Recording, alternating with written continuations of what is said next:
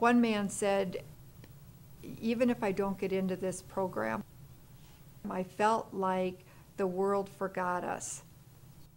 I'm Mary McFarland, and I'm the International Director for Jesuit Commons Higher Education at the Margins.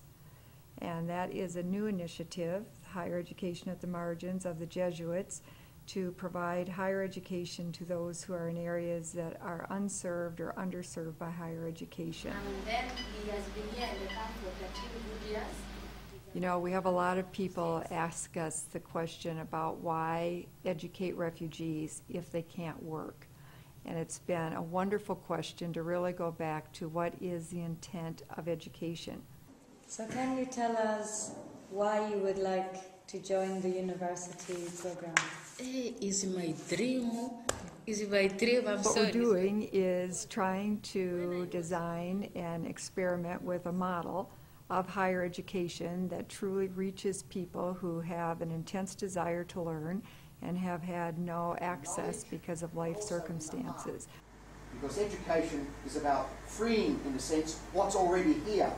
You know, when you look at an environment like the refugee camps, where so much time and effort has to go into just sustaining life, how do they get water?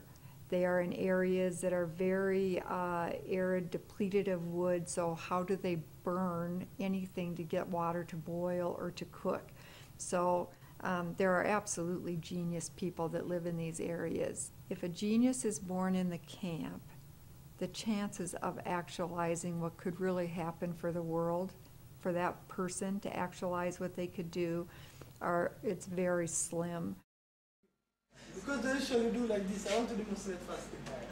This is a segment in class where the students, there are 35 students, they are showing a greeting that one Somali student observed of the Sudanese, and he's explaining that he thought he had to break up a fight.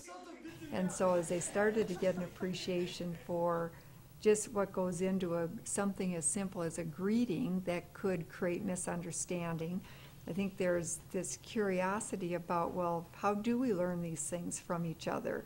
And just the question of, as we do learn more about that and they learn more in the camps, how that might contribute to a different future for people either in the camp or when they go home.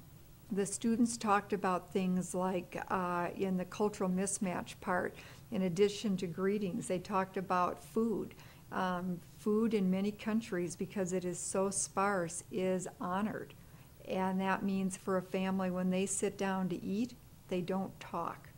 They don't talk if there's food on the table, but instead they pay attention to their gratitude for having food, and they consider it a way to honor the food. A man who has been given a food to share in the village, but he didn't do that. If a person is in a village where the people are starving and they are given the task and the resources to go get food, to bring it back to the village, and they go but they don't bring the food back, that is in his mind the same thing as if someone is given access to education and they go and they get an education and they don't stay and make a difference to their community.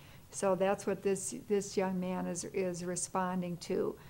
And very typical, I mean, if we looked at each of the 50 interviews at Zalika and 50 at Kakuma, what you hear is this authentic commitment of wanting to learn, to give back to the community, and to be ready if they get to go back home, how could they actually contribute to their country to have things be better than what they experienced. Even if they end up in the camp for 20 years, how do they connect out to the world? And what we're seeing with these students is the world absolutely needs them.